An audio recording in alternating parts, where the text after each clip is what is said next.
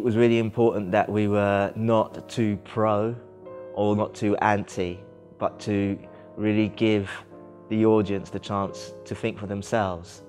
And one of the main reactions to this piece is that people have been thinking about what does it mean? What does it mean to dictate the terms on how you want to die?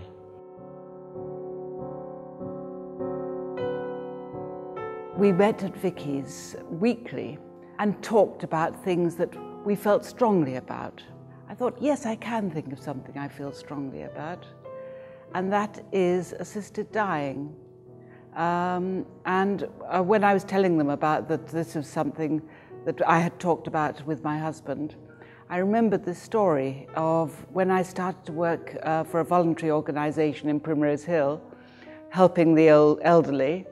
Everybody said to me, "Isn't it shocking about Charlotte?"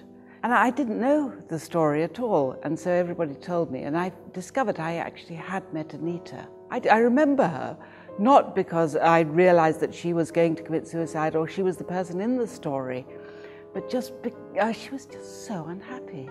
And then we started doing research, discovered that a lot of the things that I thought about the story were actually not true. The basis was, but none of the detail.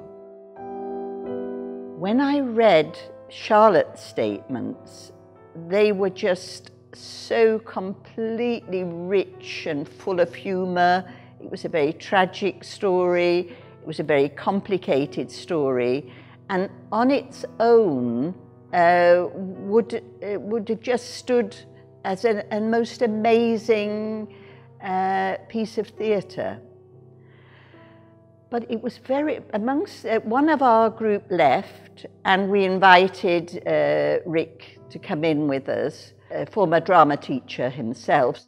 As the process went along, we decided that rather than it being a fictionalised version, we would try and stay as close as possible to the original material. So as much as possible, we've tried for it to be a piece of verbatim drama. Now, that's quite difficult to do because real life isn't shaped in the way that drama is.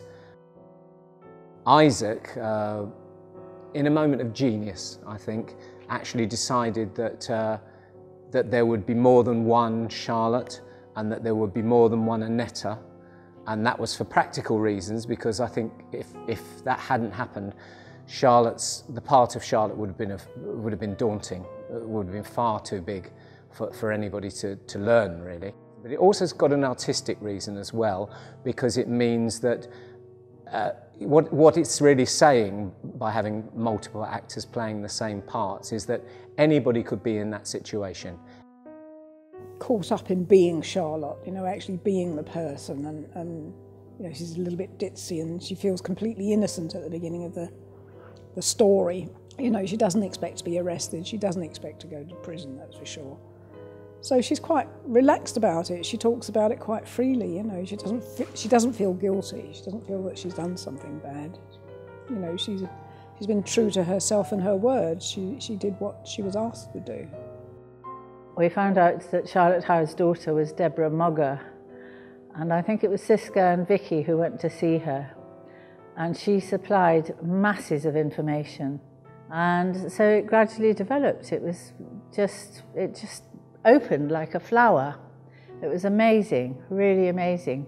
The fact that we're a group of older people acting this is also significant, because it's highly likely that one or more of us may be in this position in the years to come. I'm thinking that I'm really proud of them. Can't wait to see what they've got to offer.